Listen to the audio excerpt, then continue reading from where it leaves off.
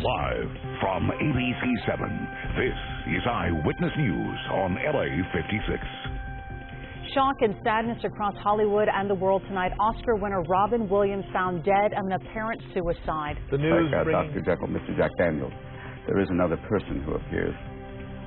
The news bringing tears to so many people. The tributes to this legendary actor and funny man are already pouring in.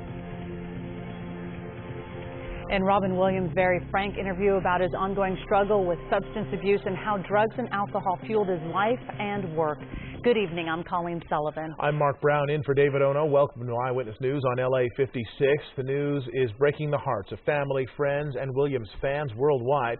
We have complete coverage beginning with entertainment reporter George Pinocchio is here to take a look back at Robin Williams' life and career. George? Thank you very much. This one's just a tragedy. Robin Williams made a career out of making us laugh, making us cry, and like any great actor, making us feel. The four-time Oscar nominee who won for Good Will Hunting died this morning of an apparent suicide at his home in Northern California. He was 63. Mark calling Austin. Come in, Austin. Robin Williams became an instant television star in 1978 on ABC's Mork and Mindy. The stand-up comic turned TV sensation would go on to become a movie star and an Oscar-winning actor thanks to his work in the 1997 drama Good Will Hunting. Years ago, we talked about his pride for being a very diverse performer. Everyone thinks like, oh, you're crazy all the time. I was trained as an actor under Mr. Houseman, well, not under him, near him. Yeah, at Juilliard in New York. And the purpose was to do anything. And that's the purpose, is to play something like this and then to go on the road and do stand-up, which is a total different animal, which is what I kind of did sitting down here for a minute ago. But it was, both of those feed each other, which is great. It's symbiotic. It works really well. My name is T.S. Garp. From The World According to Garp to Dead Poets Society and The Fisher King, Williams never put himself in a box. Great case in point, the blockbuster comedy Mrs. Doubtfire. No doubt, a classic. His co-star Sally Field said today, he always lit up when he was able to make people laugh, and he made them laugh his whole life long, tirelessly. He was one of a kind. There will not be another. Please, God, let him now rest in peace. Robin also played Teddy Roosevelt in the Night at the Museum franchise, and he made Awakenings, Hook, Jumanji, The Birdcage, and then there's his Oscar-nominated performance in this classic. Good morning, Vietnam! Good morning, Anaheim! Robin was named a Disney legend in 2009. Among his Disney roles, the voice of the genie in Aladdin. He was also a voice to fight homelessness in several comic relief concerts. Reactions are still coming in from those who knew Robin best. Chevy Chase said, I never could have expected this ending to his life and to ours with him. God bless him and God bless us all for his life. And from Jay Leno, I saw him on stage the very first time he auditioned at the Improv, and we have been friends ever since. It's a very sad day. He says that very well, I think. And, you know, we could fill a newscast with Robin Williams. 2020 will do that tomorrow with an entire tribute to his life. All right, so deserving. All right, George, thank you. Well, Robin Williams is known for his many Hollywood films, but he lived with his family in the exclusive Oceanside enclave of Tiburon, just outside of San Francisco. Tonight, people are stopping by, some dropping off flowers to pay their respects to Williams and his family. And here in L.A., fans have been stopping by Williams' star on the Walk of Fame, and you can see some dropped off small bouquets of flowers, a small Oscar statue, and a caricature of the man who made so many people laugh. And at the Laugh Factory on Sunset Boulevard, the marquee has been changed to read, Robin Williams, rest in peace, make God laugh. And tonight, fellow comedians pause to remember his genius and his friendship. But instead of a moment of silence, they will hold a moment of laughter. He's one of our family. He's the person, he always helped everybody. He was one of the comedians. He was bigger than life. He always loved to make people laugh. It's funny, I was on a plane with him once, I sat next to him, and he was so great, so funny. He had everyone in the whole cabin just, engaged and laughing. So that's my memory of him. He's like everything, the comedy. The feel of the city today is just really different. I walk and run a lot, and everyone, I just feel like it's different. It's really somber. I mean, he's probably the most quoted person in my Rolodex of celebrities, so that says enough, I think, for who he was and who he meant to me.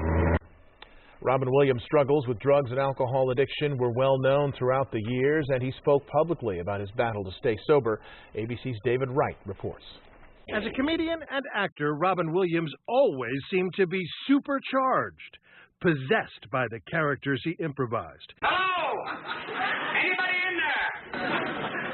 Little hatchling brothers, you must revolt against your oppressors. You have nothing to lose but your shells. He was honest about the fact that it took lots of drugs to fuel that much energy, a battle compounded at times by a messy personal life, the struggle providing fodder for his stand-up, and also perhaps giving him empathy in the role that won him his Oscar, the psychiatrist in Good Will Hunting. I thought about what you said to me the other day about my painting. Stayed up half the night thinking about it. Williams tried several times to go sober. A lot of people have said, is the person who said those things The same person? drunk, responsible? I mean, are they the same? Are you yourself? No, that's another side of yourself that even you don't know. It's like Dr. Jekyll, Mr. Jack Daniels. There is another person who appears. His first wake-up call when his friend and fellow comedian John Belushi died of an overdose. This summer, he was back in rehab again. Sadly, it seems, the monster got the better of him. David Wright, ABC News, Hollywood. President Obama is on vacation with his family on Martha's Vineyard, and he released this statement on the passing of Robin Williams. Robin Williams was an airman, a doctor, a genie, a nanny, a president, a professor, and a bangering Peter Pan, and everything in between, but he was one of a kind. He arrived in our lives as an alien, but he ended up touching every element of the human spirit. He made us laugh. He made us cry. He gave his immeasurable talent freely and generously to those who needed it most, from our troops stationed abroad to the marginalized on our streets. The Obama family offers our condolences to Robin's families, his friends, and everyone who found their voice and their verse thanks to Robin Williams. And stay with Eyewitness News for continuing coverage of the shocking death of Robin Williams. We will have much more about his life and his career, including a special slideshow and social media reaction on our website, ABC7.com. And you can join in on the conversation on Facebook and Twitter. Breaking story that's left hundreds of thousands of people in the lurch. A big rig crashed into the center divider of the 210 freeway today, snarling traffic in westbound lanes. The CHP says a flatbed truck triggered the crash near Rosemead Boulevard, causing the semi to lose control, hit a car, and then smash into the center divider. Part of the big rig ended up in a construction zone for the Gold Line extension, but train service was not affected. Somehow both drivers escaped with only minor injuries. This all started about 2:30 today, tying up traffic for miles. All lanes are now back open. A homeowner shoots and kills a burglary suspect inside his home. It happened on the 2800 block of East 3rd Street in Long Beach. Eyewitness News reporter Sid Garcia reports from the Bluff Heights neighborhood of Long Beach, where he talked to the suspect's friends. Shock. I don't think it's going to hit anyone for a while. I never thought that something like that happened in this neighborhood. The neighborhood is Bluff Heights, a quiet, historic district. But about 3 Sunday morning, that quiet was shattered. That's when Long Beach police say 29-year-old Ryan Anderson hopped the fence of this home and broke a window to get inside the house. A short time later, police say one of the residents dialed 911 to report he had shot a burglar inside his house. I think it's very unfortunate. It feels like a lose-lose situation from everything that I've gathered. I feel for the neighbors. I feel for the guy that was in the house. I don't know the full situation, but I think it's very unfortunate. This afternoon, police say evidence indicates Anderson had items belonging to the people who live in the house. We tried to talk to the residents, but neighbors tell us they are staying somewhere else. Some of Anderson's friends say he was celebrating another friend's 30th birthday and had too much to drink. He left the party around 2:30 Sunday morning. They say they don't believe he was the type of person who would burglarize a house. No way. Not a bone. Not one. No way. Couldn't even. To even ponder that is almost a joke. This is the second time a resident in Long Beach has shot and killed an intruder in recent weeks. At a community meeting last night, Long Beach police told residents burglaries are actually down, but they can take precautions, including locking windows and doors, reporting suspicious activity, and getting to know their neighbors. We have an alarm system. We also have a gun, too, but it's horrible what happened here, by all means. I will first try to call the police, and only if I fear that my family is in danger, then maybe I could do the same, because you never know, you know. You never know. You have to do what you have to do to protect your family. Long Beach police say they are still investigating what happened here yesterday morning, but they say once their investigation is complete, they'll hand over their findings to the district attorney's office for their review. In Long Beach, Sid Garcia, ABC7 Eyewitness News. The woman who was pummeled by a CHP officer on the side of the 10 freeway sat down with me yesterday for her first interview since the beating. Marlene Pinnock seemed fragile. She says her speech is slurred from the beating. We now know she's bipolar and had been off her meds at the time. Pinnock told me she thought the officer was going to kill her. I think he was trying to kill me. I think he was trying to beat me to death. He was just sucking me with all his strength, looked like this way up from above to give me all he had. 6 weeks after the beating, there are still many painful questions for 51-year-old Marlene Pinnock. I couldn't understand why he was doing that to me. I didn't do nothing. I was asking him, I said, why is you doing this? It was July 1st along the 10 freeway near the La Brea on-ramp. Oh, my God. Pinnock, a grandmother who told me she's been homeless for about 5 years, was looking for a safe place to sleep. And then they say police brutality. I was only walking down the freeway for the exit and get off. Then I screamed. Then he said, Pinnock. A passing driver recorded the beating on his cell phone. He is beating her up, How did it feel? What was the pain like? It was hard bangs, hard, like he was just trying to beat me to death, like he was trying to kill me. Was he saying anything to you? He wasn't saying no reason. He was just socking me, just beating me. The CHP has said its officer was trying to keep Pinnock safe in rush hour traffic. That officer is off patrol and on desk duty for now. The CHP won't release his name, only saying he's been on the job for a year and a half. But a federal civil rights lawsuit filed by Pinnock identifies the officer as Daniel L. Andrew. CHP Commissioner Joseph Farrow has promised to fast-track the investigation. We are going to move forward in our investigation to bring closure as soon as we can. That's not enough for Pinnock's attorney, Carrie Harper. They've handled it poorly. They hid her under a number of different aliases in an attempt to cover up the fact that they beat her. The lawsuit also alleges the CHP improperly obtained a search warrant for Pinnock's medical records and intimidated a witness, David Diaz, the man who recorded the beating on his cell phone. Do you think anybody would believe your story if this hadn't been videotaped? I don't think nobody would believe it. That video is still tough to watch for Marlene Pinnock. I just think, why was it me? Why did it happen to me? What did I do? Marlene Pinnock told me she'd like that officer to be fired. Her attorney wants the officer to be criminally charged. The DA's office confirmed to Eyewitness News today the case is under investigation. The FBI and the U.S. Attorney's Office have also received requests for a federal investigation. New developments in the crisis in Iraq. U.S. fighter jets carried out airstrikes on 4 checkpoints manned by Sunni militants. It's unclear if any were killed. Meantime, President Obama is praising the appointment of a new prime minister to replace Nouri al-Maliki. He's calling it a promising step forward.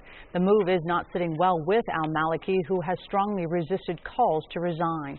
A new 72-hour ceasefire between Israel and Hamas appears to be holding. The break in the fighting has allowed humanitarian aid to be trucked in and for Palestinians to leave their homes and shelters. Meanwhile, negotiators from both sides have resumed talks with Egyptian mediators who are trying to find a more lasting truce.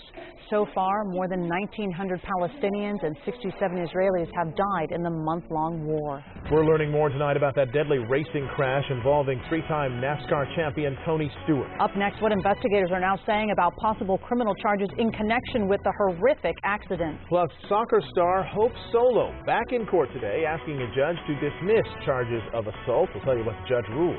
And Mickey Rourke explains why he waited for hours in Moscow to buy a Vladimir Putin t-shirt. Some of us saw rain today. There were also some clouds in places that saw very seasonable temperatures, but it's all changing later this week. I got the details coming up in the 70 forecast. Stick around.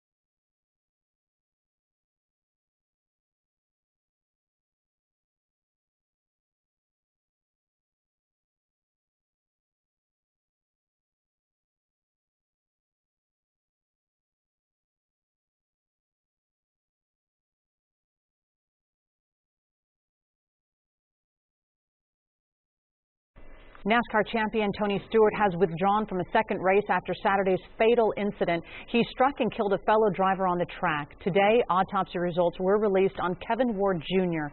ABC's Marcy Gonzalez reports the usually hard-charging Stewart is staying out of sight. Today, Tony Stewart lying low, canceling more events as investigators continue looking into whether he was criminally liable in this crash over the weekend that killed a fellow driver. 20-year-old Kevin Ward Jr. losing his life when he got out of his wrecked car, walked onto the dirt track, and was hit by the back rear of Stewart's passing car. The investigation is progressing along well. The Office of Sheriff continues to look for any additional information that may be out there regarding videos or eyewitness accounts. Among the things investigators are looking into, how much the track in upstate New York's dim lighting and the structure of the sprint car Stewart was driving may have impacted his ability to see Ward. The visibility of a race car driver is so much different than the perspective you and I get in our passenger vehicles. They can't see the whole horizon. They can see enough of what they need to see. What Tony could see on Saturday night, only he knows. Stewart, known as a great driver with a bad temper, releasing a statement sharing his remorse, calling it a very emotional time for all involved. And after pulling out of the NASCAR Sprint Cup race yesterday, we learned he's now also decided not to participate in another dirt track race in Indiana scheduled for Saturday, keeping a low profile as the investigation continues. And in a news conference late this afternoon, the sheriff again said no charges have been filed and that at this point the evidence points to this just being an accident. Marcy Gonzalez, ABC News, Canandaigua, New York. U.S. women's soccer star Hope Solo faces trial in November on domestic violence charges. Solo appeared in court in Kirkland, Washington today. She's accused of assaulting her sister and nephew during a family fight in June. Officers say she was drunk at the time. Her lawyers filed a motion to dismiss the case, claiming Solo was the actual victim. If convicted, she could face 6 months in jail. Firefighters are trying to gain ground on two wildfires threatening nearly 750 rural homes in Northern California, but say erratic winds are making things difficult. The fires are burning 8 miles apart near the community of Etna in the Klamath National Forest. One of the fires is 25% contained. The other is only 4% contained. The cause of the fires are still under investigation. Another fire that was sparked by lightning is burning in the southwest in Mendocino County. Well, one good thing about the fact that it's humid means the fire weather's not it's not too conducive to fire. Right, and in fact, we've actually had a few showers and some lightning today firing up over the mountain areas, which is welcome as long as there's no flash flooding, which there wasn't. So we'll talk about that rain chance. It wasn't in there over the weekend, but it's in there for at least a couple of days. So let's start off with a time-lapse over Big Bear. Beautiful stuff. Cumulus clouds firing up, and you know what that is, guys? You know, monsoonal moisture coming into place. And it's a pattern that we'll see for a few days, which means, some showers around the area to the eastern portions for a few days. But then things will change later in the week. So, some lightning there. From Big Bear up toward Barstow and even up toward the High Sierra, and then all the way east toward Vegas, where actually they just skirted the showers and storms. Actually, here in the last hour, some lightning firing up there just to the north of Vegas. It's going to make a little bit of a wet night for them. Almanac. Temperatures today, I checked out all the areas, and every single place I found was a degree or two above or a degree or two below or right at average. Very seasonable, right where we should be pretty much for this time of year. 85 in downtown. Normally we'd be at 84. And tonight's beautiful, nice, mild, 71 in downtown. The skies are clear, but we have the marine layer, which will be coming back in tonight, onshore flow, for tomorrow morning. And overall, everybody's looking at good stuff. 89 in Santa Cruz, your current temperature. If you're heading out the door in Oxnard, good evening, 64. Beautiful Santa Monica, 68, 78 Van Nuys. Why are we in this pattern? Well, we have low pressure up to the northwest. We had it last week, but it moved out, and then we had another area move in of low pressure. You see that spin right there? That is the area of low pressure. That's going to hang out right about there for about 2 days. This is water vapor, by the way. This is a different look at the atmosphere, a little different than the actual infrared satellite, which is what we're looking at here. So let's zoom out. I'll put that on the map. Most of that monsoonal moisture you easily made out to the east will get pulled into the mountain areas. Everybody else will see dry conditions for the next couple of days. And as we head in through the weekend, it'll warm up finally with that low moving out. So highs tomorrow are right where, or maybe just a degree, give or take, where they were today. very consistent. 83 Los Angeles, lower to mid-90s in the IE. Beautiful. You can't beat it, except for a couple of showers and storms, possibly, in the mountains. It's a beautiful forecast. 7-day shows consistent throughout in the LA area, metro area, and the Valley's IE are actually going to cool down for a couple of days, but then warm back up through the weekend. We actually might see temperatures get back above average by Sunday, Monday, and then mountain areas are looking for that chance of rain for tomorrow. We'll take it out through Wednesday. High desert, slight chance of rain tomorrow. Take it out for you starting on Wednesday with temperatures getting up into the mid to upper 90s by the weekend. More weather coming up in a few minutes. All right, Jonathan, thank you. New at 8, an American movie star joined hundreds of people in Moscow today to line up to buy T-shirts with pictures of Russian President Vladimir Putin on them. Manufacturers say 7,000 shirts sold in one day. Actor Mickey Rourke got his hands on a few. He says he has met Putin a few times and is proud to wear a shirt with his face on it. I met him a couple times, and he was a real gentleman, a very cool, regular guy. Looked me right in the eye, and I think he's a good guy. If I didn't, believe me, I wouldn't wear the T-shirt. The shirts cost $30 each. This is the second time the Putin T-shirt has been sold. Up next, a consumer alert about a malicious virus targeting Facebook users. Plus this. How a traffic stop turned into a full-blown protest. Plus, much more on the tragic death of actor Robin Williams, including a look back at his unforgettable night at the Oscars in 1997. Stay with us.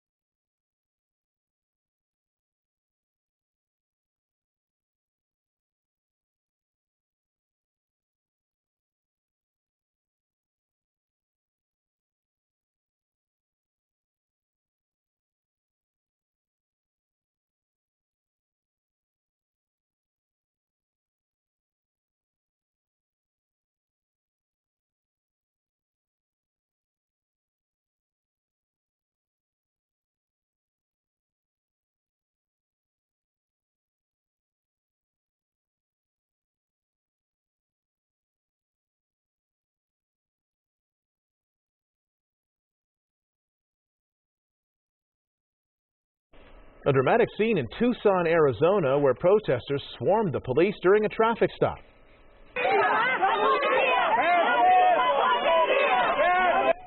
Police called the Border Patrol, saying the driver had admitted he was in the country illegally and did not have a driver's license. That's when the angry crowd started growing. More officers were called to hold everybody back. The Border Patrol eventually got the driver into a vehicle and took off, but agents still had to deal with two women who had crawled beneath a car. No arrests were made. Another warning, there's a new virus. It's an app that claims to change the color of your Facebook profile page. Instead, it loads malware onto your smartphone or your computer.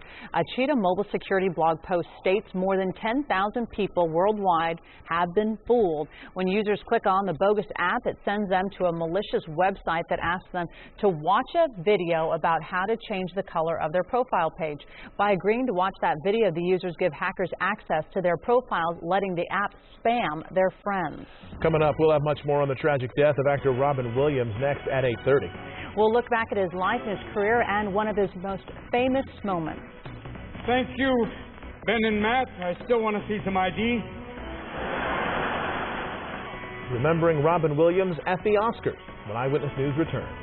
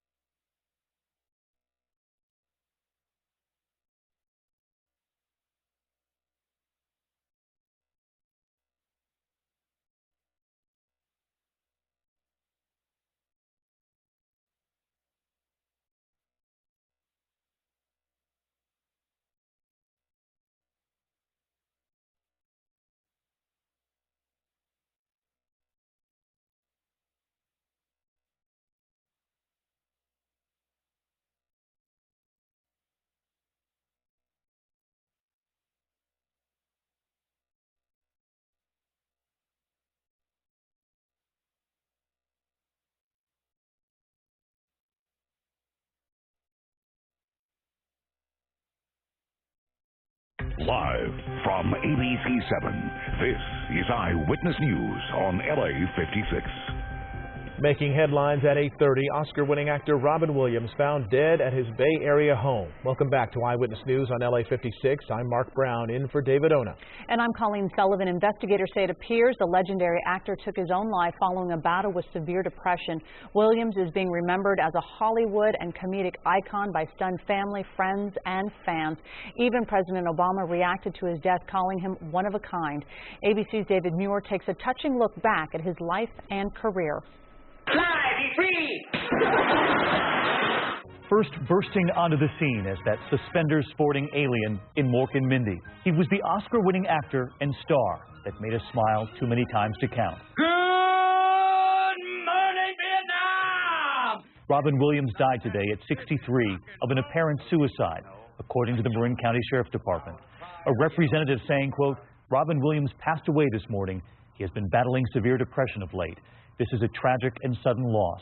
The family respectfully asks for their privacy as they grieve during this very difficult time. The Sheriff's Department reporting around noon today, a 911 call came in, a man unresponsive, found in his home. He was pronounced dead at the scene. The coroner suspects the death was, quote, a suicide due to asphyxia. But a comprehensive investigation must be completed before a final determination is made. A full autopsy is scheduled for tomorrow. Williams had struggled with drugs and alcohol in his early years. He recently checked himself into a treatment center to maintain his sobriety. A stunning and sad ending for an actor, a comedian, a family man who could do it all. From the forever young Peter Pan to the outrageous nightclub owner. You do Fosse, Fosse, Fosse. You do Martha Graham, Martha Graham, Martha Graham. And the nanny his family and the rest of us fell in love with. Hello! Mrs. Doubtfire, a role he recently signed on to do again. Euphigenia Doubtfire. Born in Chicago in 1951, Williams became one of only 2 students accepted into the prestigious acting school, Juilliard. The other was Christopher Reeve. They were lifelong friends. Hello! His career spanning decades, once called the funniest man alive by Entertainment Weekly. He could be as tender as he was funny. A 4-time Oscar nominee, it was his role with co-stars Matt Damon and Ben Affleck in Good Will Hunting in 1997 that would win him a Best Supporting Actor. Look at me, son. It's not your fault. He was Sean McGuire in that movie, the therapist who would counsel the math genius. Fix it! But this is how we'll remember him. A man who made the rest of us feel a little bit better, even though he was hurting so often inside. Robin Williams entertained the world for more than 35 years. Whether he made us laugh, as he usually did, or cry, as sometimes happened, he was a consummate entertainer. In 1998, Robin Williams won Hollywood's highest honor, the Academy Award. He earned it for his supporting role in the drama Good Will Hunting. We'll take one last look at Williams' heartfelt acceptance speech. This might be the one time I'm speechless. Thank you so much for this incredible honor. Thank you for putting me in a category with these 4 extraordinary men. Thank you, Ben and Matt. I still want to see some ID. Thank you, Gus Van Sant, for being so subtle you're almost subliminal. I want to thank the cast and crew, especially the people of South Boston.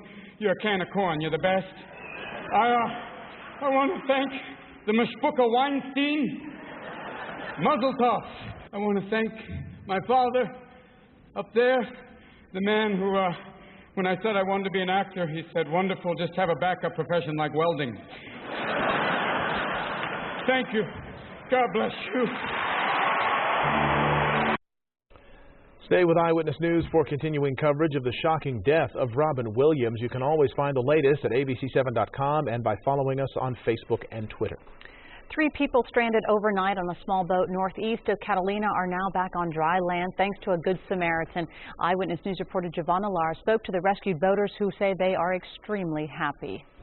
After 14 hours drifting at sea, 3 boaters are rescued by a Good Samaritan. The Coast Guard bringing them to shore this morning, the small vessel that stranded them in tow. I was happy. We cried a little bit, but they were really good to us. Once we saw them actually turn towards us, it was a really nice feeling. Kelly Cavalunas, her friend Izzy, and Jason Wishman knew they were in trouble last night when Wishman's small boat ran out of gas 2 hours after leaving Catalina Island. We ran out of fuel and then unfortunately all our cell phones were dead. We had one cell phone that had a little bit of battery power. We were able to get off a 911 call, and then we were able to talk to the 911 people for a little while. Then we lost power. Sadly, that call wasn't long enough for 911 operators to pinpoint their exact location. So for the next several hours, they tried to flag down other boaters. We tried to, stand up on the bow of the boat and wave our life jackets at people and scream and holler and do all that stuff, and it wasn't working. Wishman says they had food, water, life jackets, and a blanket that kept them warm, but he didn't have flares or a horn. I just know that from here on out, I'm going to have all the proper stuff and then some. Fortunately, that Good Samaritan spotted them and stopped to help. There were plenty of boats. We just had a tough time flagging them, until we met our friend Butch, who saved us on the Champagne. Thanks, Butch. You're the best. Now, the Coast Guard tells me Wishman will not be fined, but they're using this incident to remind people with personal watercraft to always carry flares, at least one flare for every person on their boat.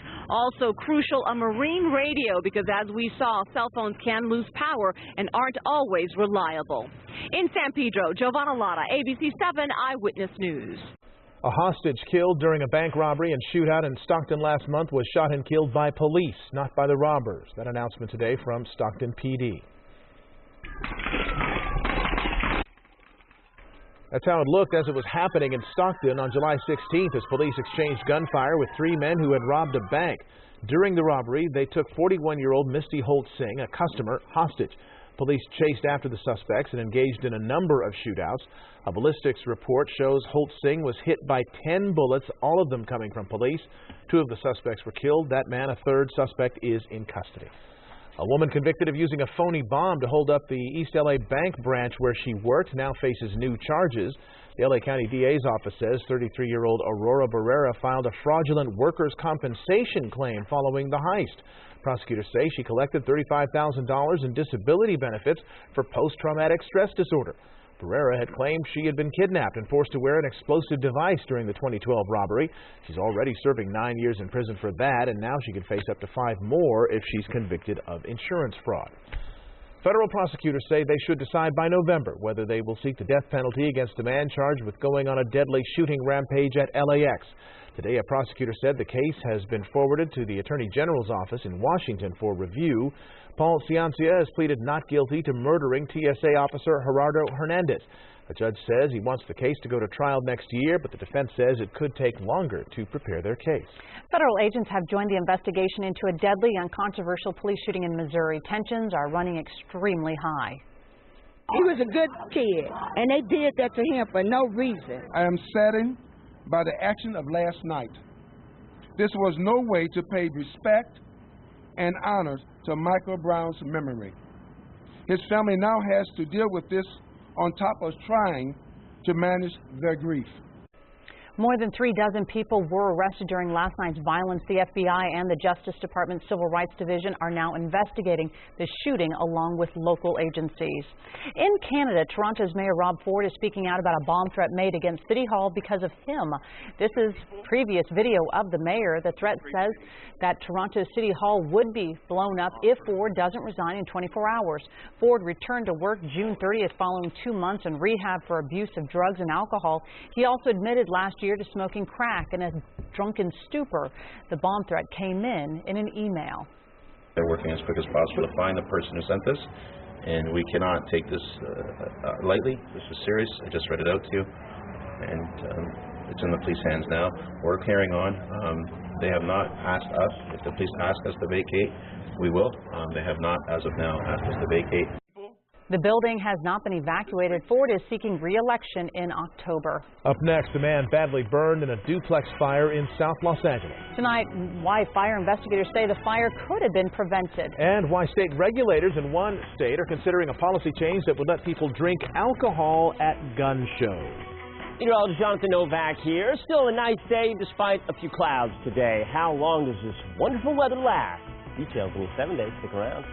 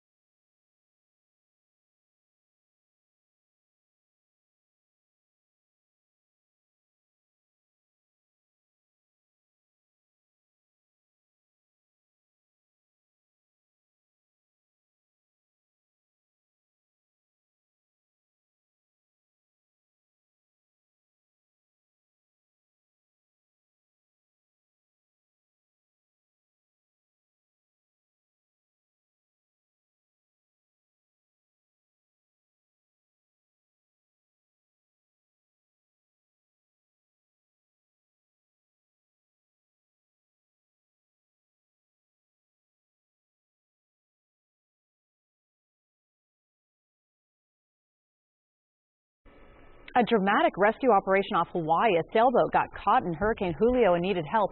A nearby container ship rescued 3 people on board. Their 42-foot sailboat was taking on water after one of its hatches was ripped off in the storm. The U.S. Coast Guard says the boaters are in good condition. Officials received a distress call yesterday morning about the boat, and it became stranded in 30-foot seas. It was en route to Hawaii from California. A South L.A. man was badly burned. He's on life support now after his West 50th Street apartment went up in flames early this morning. Fire investigators say 66-year-old Melvin Murray likely started the fire himself after falling asleep while smoking in bed. Firefighters say to make matters worse, the home did not have a working smoke detector. They went door to door in the neighborhood educating others. A lot of the individuals within the area either don't have them installed at all, or the batteries are not even in the smoke alarms. So the campaign here is to educate the individuals around the city that they're very important when it comes to smoke alarms, and they actually do save lives. Family members say Murray is a Vietnam veteran who received a Purple Heart. The Texas Alcoholic Beverage Commission is considering selling alcohol at gun shows. Proposed changes would allow alcoholic drinks to be sold if live ammunition is banned, firearms are disabled, and buyers can't take ownership of new weapons right away. The Texas Alcoholic Beverage Commission is asking the public for comments before making a decision. I don't think it would be too much of a problem. They take pretty good care in these places, make sure meatheads don't get goofy with guns. I think it makes sense to not have both together. You know, you're not supposed to drink and drive, so, you know, car can be considered a weapon if it's in the wrong hands.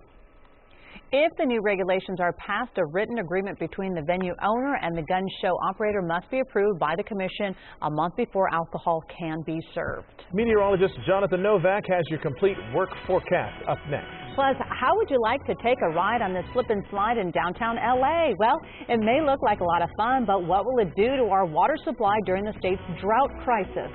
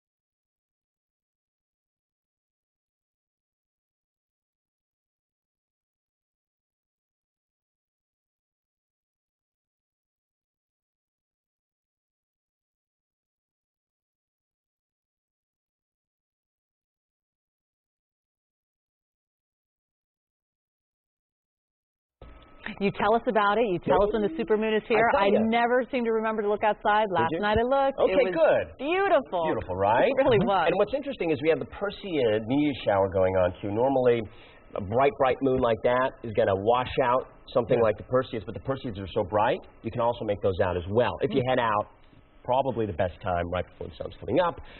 And otherwise, yeah, it's a great celestial type of a moment right now. We got a lot going on. And also on top of that, we got great weather, right? Can't beat that. Live Megadoppler 7000 HD shows, yes, we told you there would be some showers and storms over the mountains, monsoonal moisture working its way in, and it happened today, just a couple.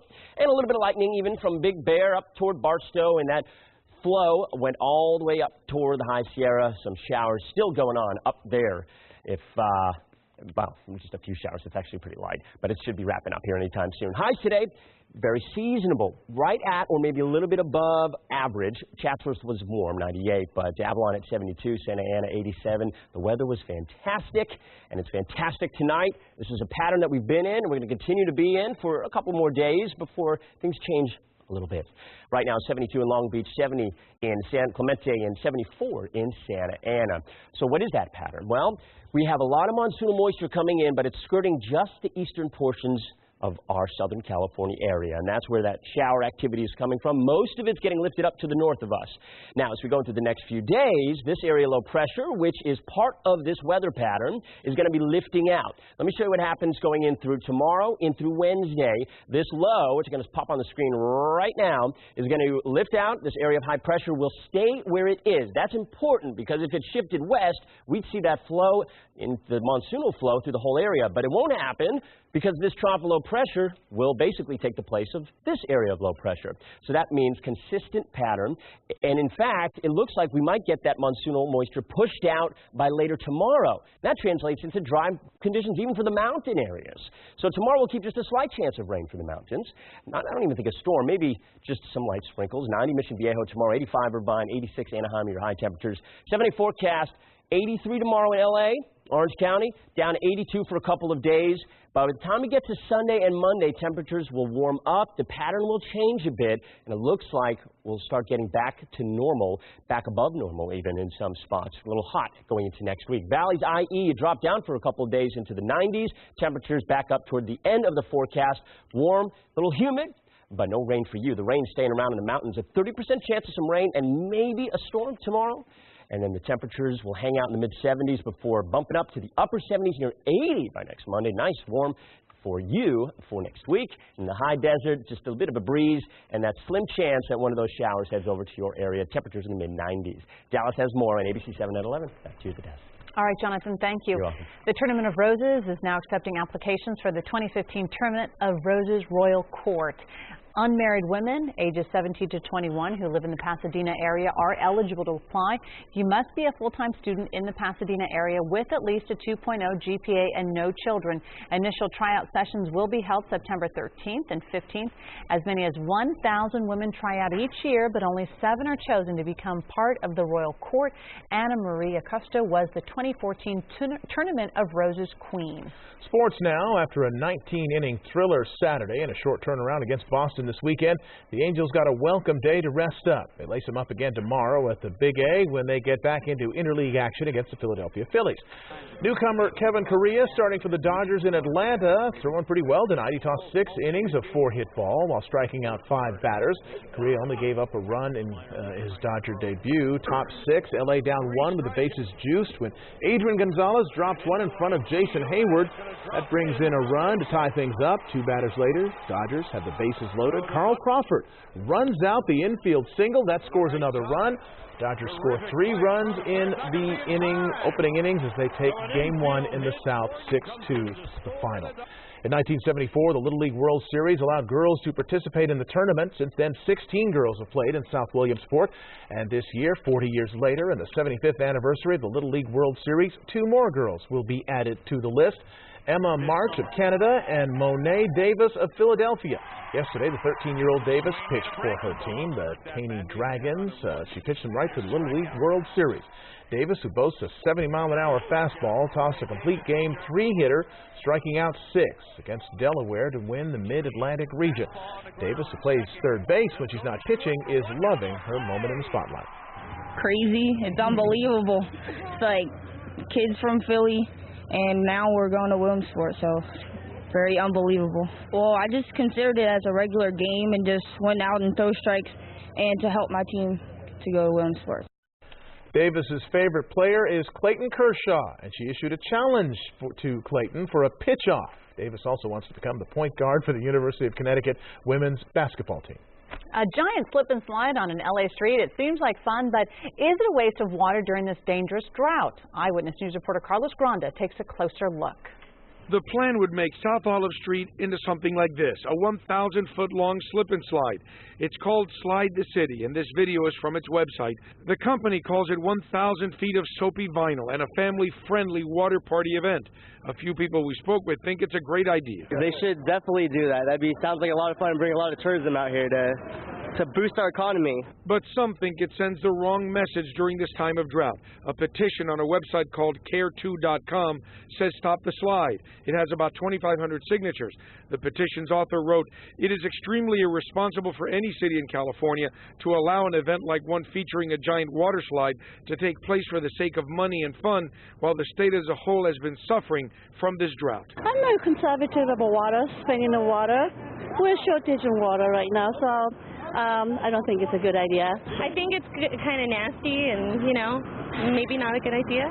The company says the slide travels throughout the country, and they told me, "We bring all of our water in, we recycle all of our water, we treat the water to keep it clean and make it to pool standards, and then the staff won't shower that day to save water." The company says that humorous statement shows what they're all about. Fund to the community, but also give back to the community. They told me they partner with an organization called generosity.org to provide water to those who don't have clean water across the world. People we spoke with today have mixed feelings about this slip and slide. In a drought, that's not realistic. No matter what kind of money they're going to pay, because once the water is gone, you can't get it back. It's actually a great idea. And maybe kids will come out too, so it'll be great for the kids too. Are you concerned about the water? Or? I am, but at the same time, let's live a little. The slip and slide is scheduled to be in cities all over California, including San Francisco and San Diego. It's scheduled to be here in Los Angeles at the end of September. In downtown Los Angeles, I'm Carlos Granda, ABC7 Eyewitness News. If you're always looking for new things to do and different spots to check out in LA, there is an app for that. The 5 Everyday app is just what it sounds like. It tells users 5 new things to do in LA every day, and wouldn't be LA if the app didn't have some Hollywood ties. It was created by members of the indie pop band Yacht. And more news straight ahead here at 8 o'clock and ahead tonight on Eyewitness News at 11 on KABC. An unruly crowd is formed and police in riot gear are out trying to stop any more violence from breaking out in Ferguson, Missouri. The crowd is protesting a deadly and controversial police shooting of a teenager. Plus, we are hearing from some of Hollywood heavyweights mourning the loss of their friend, actor, and comedian Robin Williams. These stories and all the late-breaking news on Southern California's #1 late newscast, Eyewitness News at 11 on KABC.